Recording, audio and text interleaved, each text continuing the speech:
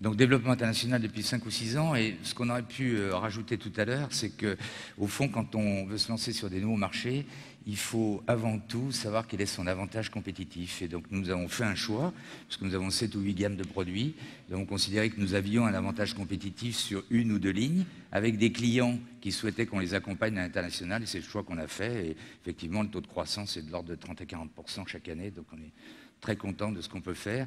Et je rajoute, j'ai trouvé la table ronde tout à fait intéressante, mais il y a juste un petit truc qui manquait sur le génie français et sur le fait que nous avons tous intérêt et qu'il y a beaucoup d'entreprises qui accompagnent d'autres entreprises pour faire du cross-border et qui leur disent en premier lieu, entreprises du numérique, surtout ne faites jamais transférer vos équipes de R&D outre-Atlantique, gardez-les en France.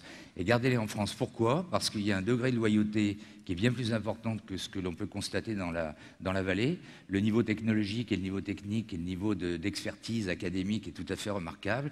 Et puis qu'enfin, il y a des infrastructures de qualité. Et puis si on y rajoute à tout ça un contexte fiscal qui fait que le coût d'un développeur, il y a eu une étude il y a 1 an ou 1 an et demi, alors évidemment ça compense les surcharges sociales et fiscales qui existent en France, mais le coût d'un développeur grâce au crédit d'impôt recherche est probablement l'un des plus bas du monde. Eh bien on a là des vecteurs possibles considérables pour justement faire venir les talents. Alors après le sujet de la conquête des marchés, évidemment qu'il faut conquérir le monde. Alors on va pas conquérir le monde tout de suite. Non, Par contre, mais on peut. Je vous laisse la scène. On peut le faire ensemble. Merci, il me vous voit maintenant, Guilhem. C'est formidable. Je voulais essayer rapidement, puis je vais me mettre près du prompteur. Il faudrait que tu me le tournes parce que je vais mettre 20 minutes. Ah non. Pour essayer finalement de me dire, au fond, vous êtes tous très impliqués. On va le mettre là. Vous êtes tous très impliqués, tous et toutes très impliqués dans le numérique. Donc vous êtes des acteurs du numérique. Mais au fond de vous-même, il y a d'autres personnes. Il y a des citoyens, un citoyen ou une citoyenne, et puis il y a aussi un consommateur ou une consommatrice du numérique. Et que finalement, notre challenge, pour essayer de faire en sorte que cette formidable aventure collective qu'est le numérique puisse se développer, notre challenge, c'est non pas de gérer cette schizophrénie selon ce que l'on fait, c'est-à-dire mettre en opposition l'acteur de l'Internet avec le citoyen que vous êtes, mais au contraire d'essayer de faire en sorte qu'on essaye d'aller vers un monde équilibré. Et pour introduire mon propos, je vais vous faire une petite press review personnelle des 6-7 derniers jours.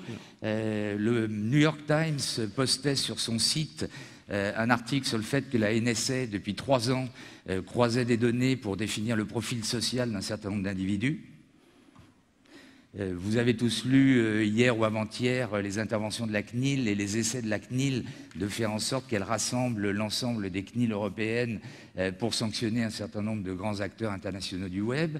Je voyais encore hier sur YouTube une jeune femme, c'est original, tout est possible avec le numérique, qui annonçait sa démission à son boss par Internet en postant à YouTube. On a lu et vu très récemment, et ça nous relie avec ce qui vient d'être évoqué, ce désir, attention, danger d'ailleurs d'un certain point de vue, de vouloir légiférer le financement participatif, le fameux crowdfunding. Fleur Pellerin, qui fait d'ailleurs un travail remarquable, réunit un certain nombre de ses collègues pour préparer le sommet européen du 26 ou 27 octobre, pour tenter de trouver une position commune sur le sujet des données personnelles, de la fiscalité, de la net neutralité. Et puis, hier, on m'a envoyé un petit post que j'ai tweeté, parce que là encore, bonne reconnaissance du génie français. Il y a 2 Frenchies, notamment un très bien formé à l'Epitech, qui viennent de gagner un des concours mondiaux de Stanford sur tout ce qui est technologie et numérique, avec leur projet Goupil. Pour les fans de techno, c'est un framework qui permet de gérer de façon extrêmement efficace les API. Donc on est en plein dans le sujet d'aujourd'hui. Et puis enfin, chose formidable que j'avais d'ailleurs zappé, que j'ai lu il y a quelques jours et qui est sortie tout début septembre, une action absolument fantastique financée par la Fondation Orange et par Bibliothèques sans frontières, le lancement du premier MOOC, du plus gros MOOC de formation aux mathématiques qui a été traduit par Bibliothèques sans frontières. Donc on voit qu'on est dans un monde qui est en train de basculer, et il bascule, et cette bascule, elle est boostée, elle est poussée par 3 moteurs. Il y a un premier moteur, si on veut bien passer.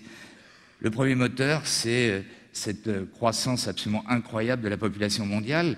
Quand on revient aux 3 personnes qui sont en vous, eh bien, ça pose des problèmes géopolitiques considérables. C'est un potentiel absolument formidable d'ouverture au monde. Et puis, bien sûr, pour nos entreprises, avec quelque chose qu'on ignore très souvent. En 2050, là, ces fameux 9 milliards, sur ces fameux 9 milliards, il y aura un continent qui sera le premier dans le monde et qui rompt avec toutes les idées reçues, notamment par rapport à l'Asie, c'est le continent africain, 2 milliards d'habitants, of which 60% d'urbains, 1,2 milliard d'urbains.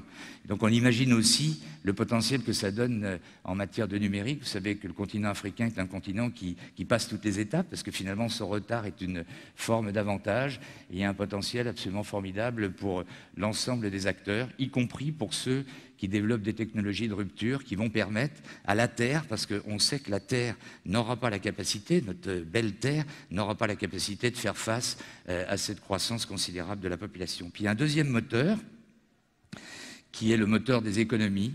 J'ai trouvé cette courbe assez frappante qui, là encore, doit nous interpeller, un croisement entre les économies du monde occidental, le PIB, le produit intérieur brut du monde occidental, et des pays émergents. Là, on verra si ça se croise effectivement définitivement, puisque vous avez vu ce qui se passait au Brésil et en Chine avec des taux de croissance qui se ralentissaient. Mais ça aussi, c'est quelque chose qui doit nous interpeller et qui doit nous amener effectivement à considérer qu'il n'y a plus une zone, mais qu'on doit bien raisonner global et non pas local. Et puis le troisième moteur, vous le connaissez, Michel Serres en a fait une analyse très intéressante avec la révolution de l'oral, de l'écrit qu'on a tous appris à l'école avec l'imprimerie, et puis cette révolution incroyable du numérique qui a cette caractéristique qu'elle a été et qu'elle est extrêmement rapide. Je ne sais pas, peut-être d'ailleurs certains d'entre vous n'étaient-ils pas nés, mais j'ignorais et j'avais complètement oublié que le premier nom de domaine avait été enregistré en 85, on est en 2015, et vous voyez la croissance considérable, nous sommes bientôt en 2015, la croissance considérable du nombre d'internautes, et là encore, cette évolution entre pays dits développés et pays émergents, puisque la répartition que vous avez sous les yeux, 2 milliards d'internautes connectés, dont à peu près les 2/3 dans les pays émergents. Alors cette révolution, eh bien, elle pose un certain nombre de questions. Alors, il faudrait une table ronde complète pendant 2 heures ou 3 heures pour les aborder, mais je voulais justement essayer de vous interpeller, d'échanger, de provoquer chez vous un certain nombre de choses. Et d'abord sur le sujet des données personnelles. Je ne crois pas, je ne suis pas le seul, mais parfois il faut prêcher un petit peu dans le désert, que l'Internet se développera en piétinant le sujet des données personnelles. Le sophisme qui consiste à dire la donnée personnelle est le nouvel or noir, et pour que Internet et l'économie Internet puissent se développer, eh bien, il ne faut pas se préoccuper, au contraire, il faut libérer les données personnelles. Ça me paraît être incroyablement dangereux. Alors, ce sujet, il est venu d'un monde que l'on connaît bien, puisque Internet s'est développé sur cette logique un peu de liberté et de gratuité. En fait, c'est pas vrai. Internet a remis en évidence l'économie de troc, parce que quand un de nos enfants, un de nos jeunes ou nous-mêmes, on se connecte sur Internet pour avoir accès gratuitement à un service, eh bien en réalité, on opère une transaction qui est une transaction entre le service qu'on vous met à disposition et le fait que vous allez donner accès à vos données personnelles. Et donc ça, c'est le cœur du développement de ce monde de l'Internet. Encore faut-il que les termes de l'échange soient précisés, soit clair, soit net, et que chacun y trouve son compte, avec plein aujourd'hui de possibilités sur le plan techno, sur le plan juridique, sur le plan même sociologique ou législatif. En tout cas, il ne me paraît pas qu'il soit raisonnable de ne pas se préoccuper de cette question, qui est un sujet d'ordre national et même international. Et ma conviction aussi, et d'ailleurs je le vois sur un certain nombre de sites Internet, ma conviction aussi et que cet Internet de confiance, cette protection de la vie privée, ce privacy, va devenir un argument. Il y a énormément de sites aujourd'hui qui mettent un petit onglet sur privacy. Quelle est ma politique? Vous avez eu tous en mémoire ce qui est arrivé il y il y a 12-15 mois ou 18 mois, une belle société qui s'est vendue très très cher à un grand leader international de l'Internet, qui a changé ses règles en matière de privacy. Eh bien, il y a des milliers de connectés à ce site qui se sont déconnectés parce qu'ils n'acceptaient pas les nouvelles règles qui avaient été établies et qui permettaient justement d'utiliser de façon beaucoup trop large les informations qui étaient communiquées. Donc il faut que ça soit un deal, que ce troc soit précis et que l'on puisse justement évoluer en tant que citoyen, évoluer en tant que producteur ou acteur de l'Internet et évoluer aussi en tant qu'utilisateur. Alors ça nous amène évidemment très directement, parce que quand on pense données personnelles, on pense à plein de choses, mais on pense aussi à nos enfants, à l'éducation. Et là encore, je crois qu'on a là, en tant que citoyen, en tant qu'utilisateur, puis aussi en tant que producteur, parce que c'est un marché absolument formidable, on a là un enjeu absolument incroyable. Et j'ai souvent l'occasion de résumer cette problématique de l'éducation par la notion d'éducation au numérique. Il y a d'ailleurs un projet qui vient d'être déposé pour faire en sorte que l'éducation au numérique soit labellisée cause nationale 2014, enfin grande cause nationale 2014. Alors de quoi s'agit-il?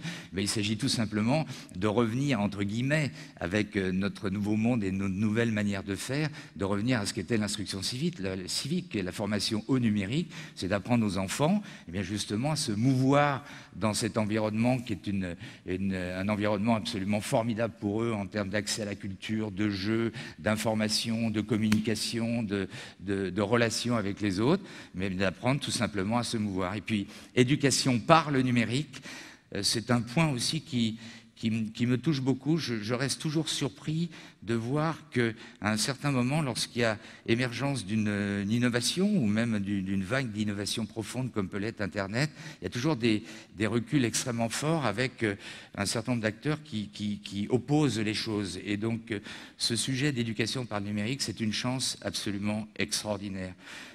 Ça veut dire quoi? Ça veut dire tout simplement bien utiliser le numérique pour améliorer la qualité pédagogique de l'enseignement. En aucun cas, ça exclut le rôle de l'enseignant.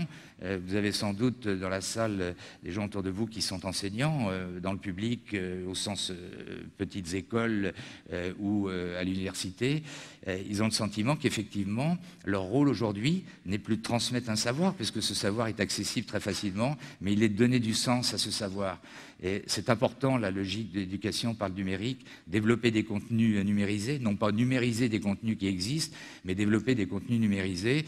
Lorsque vous apprenez comment sont construites les pyramides égyptiennes près du Caire ou la façon dont se sont formées les Alpes, eh bien, vous pouvez comprendre que c'est bien plus facile de voir une présentation en dimension 3D et d'avoir un professeur qui explique le mouvement qui se passe. Et puis, il y a aussi un point qui m'apparaît essentiel, c'est que le numérique, c'est un facteur d'intégration. Alors ça n'étonnera pas ceux qui me connaissent, il y a deux éléments qui sont fantastiques en matière d'intégration, c'est le ballon, un ballon, et le numérique, c'est-à-dire une tablette.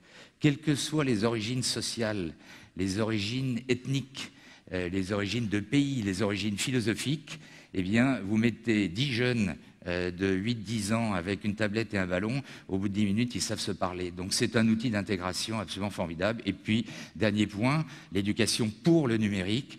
Il y a eu des tas d'initiatives. Finalement, l'initiative de Xavier Niel, c'est une sacrée claque. Je dirais pour tous les acteurs du monde de l'éducation. C'est-à-dire comment se fait-il qu'il faille qu'un acteur soit aussi impliqué pour enfin développer une dynamique d'éducation qui ne soit pas l'éducation pour former à un diplôme, mais l'éducation pour former à un métier, et un métier sur lequel il y a un shortage absolument considérable. On a largement parlé de nouveaux métiers comme les métiers des data analysts ou des data scientists. Il va en manquer 100 000, il n'y a quasiment aucune filière en France. Donc je m'adresse à Karine, là on peut pousser, faire un travail tout à fait remarquable sur la région de Lyon et Rhône-Alpes. Et puis, comme le timing va plus vite que ce que j'ai envie de vous dire, j'aurais terminé par net neutralité et fiscalité. C'est un sujet qui est complexe et bon, il y a beaucoup de théories là-dessus, mais au fond, les choses sont assez simples. Et lorsqu'un grand acteur que j'ai cité tout à l'heure, qui est un opérateur de télécom, bloque les publicités d'un autre grand acteur, eh bien d'une certaine façon, c'est pas bien ou mal, c'est ni il a raison ou il a tort, mais d'une certaine façon, il pose deux vrais bons sujets.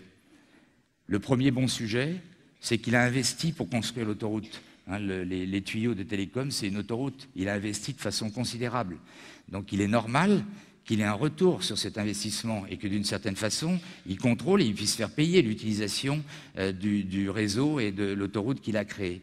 Et puis de l'autre côté, c'est extrêmement dangereux, et c'est là où on vient au cœur du sujet qui a trait à la neutralité du net, c'est extrêmement dangereux parce que si le possesseur de l'autoroute et du tuyau choisit ceux ou celles qu'il va faire rentrer sur son tuyau, on voit là qu'il y a un obstacle absolument majeur au développement de nos entreprises, au développement de l'accès à la culture, à tous les problèmes de démocratie qu'on a évoqués tout à l'heure.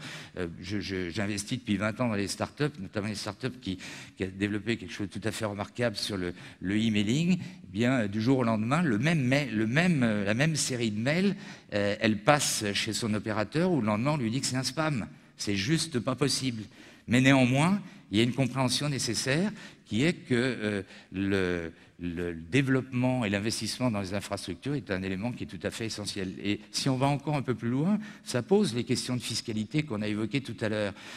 Vous êtes propriétaire de l'autoroute, vous avez des voitures qui rentrent et qui payent, et puis vous en avez, vous les reconnaîtrez, les voitures rouges, GAFA, elles rentrent sur l'autoroute, elles ne payent pas, elles font du business sur l'autoroute. C'est-à-dire qu'elles arrêtent toutes les petites voitures vertes en disant « venez me voir », et puis après elles ressortent de l'autoroute et elles ne payent rien. Elles ne payent rien à celui qui a fourni l'infrastructure, elles ne payent rien au pays du consommateur qu'elle a capté au travers de sa possibilité de rentrer sur cette autoroute. Donc il y a un vrai sujet, donc, qui va être traité dans le cadre du sommet européen. Et si on prend une autre image, imaginons que la production des services Internet se fasse sur un énorme paquebot dans les eaux internationales ou sur une station orbitale. Il n'y aurait plus d'impôts, plus rien payé, alors même que cette station orbitale ou ce bateau produit des services qui utilisent toutes les infrastructures d'un pays. Donc ça pose une question de fond qui n'est pas simple et qui finalement montre que Internet remet tout en cause, parce qu'avant Internet, il était facile de dire au fond c'est le lieu de production et de commercialisation qui doit générer une assiette taxable. Eh bien aujourd'hui non, c'est le lieu de consommation, c'est tout le sens du rapport Collin-Collin, c'est le sens du rapport qu'a sorti le Conseil national du numérique très récemment, mais c'est un point qu'il faudra traiter de façon certaine. Alors comme le temps est court, j'aurais voulu parler de la fracture du numérique, un sujet important, fracture du numérique entre régions, parce que les réseaux ne sont pas bons, entre classes sociales, entre classes d'âge. C'est quelque chose contre lequel il faut lutter, parce que lutter au sens positif, c'est-à-dire faire en sorte que tout le monde ait accès à Internet, c'est notre enjeu de citoyen, de consommateur et de producteur Internet. Et puis bien sûr, vous avez tous vécu ce que nous avons vu, entendu et compris au cours des derniers mois et des dernières semaines sur les révolutions arabes. Le simple fait de comprendre, quand on est un citoyen sous une dictature, de comprendre qu'il y a des millions d'autres, grâce à Internet, qui pensent la même chose que vous, c'est un acquis de la démocratie qui est absolument formidable. Voilà ce que je voulais vous dire. Et puis terminer pour dire, bien, puisque Guilhem posait quelques questions sur Cégide s'inscrit évidemment très directement dans cette révolution, dans cette évolution, dans cette dynamique entrepreneuriale. C'est quelque chose qui nous attache beaucoup. L'esprit d'entreprise, l'entrepreneuriat, ce n'est pas simplement qu'une bonne idée, c'est une façon de faire. Il me semble qu'il y a un terreau absolument formidable. J'ai eu l'occasion récemment de dire à un certain nombre de journalistes qui me questionnaient sur les quartiers du numérique et Paris, capitale du numérique. Moi, je n'aime pas ce mot-là. Je préfère France, pays du numérique, ça me va mieux. Et en tout cas, j'ai une conviction, c'est que Lyon et sa région n'ont aucune vocation à être un quartier de Paris. Je pense qu'on doit faire partie d'un écosystème. On a une capacité absolument formidable en termes d'éducation, en termes de circuit universitaire, d'esprit entrepreneurial, je l'évoquais tout à l'heure, d'infrastructures, de qualité de vie. Eh bien, allons-y. Et donc, merci à Guilhem d'avoir organisé Blen aujourd'hui, parce que je trouve que c'est un bel exemple de ce qu'on peut faire. Merci.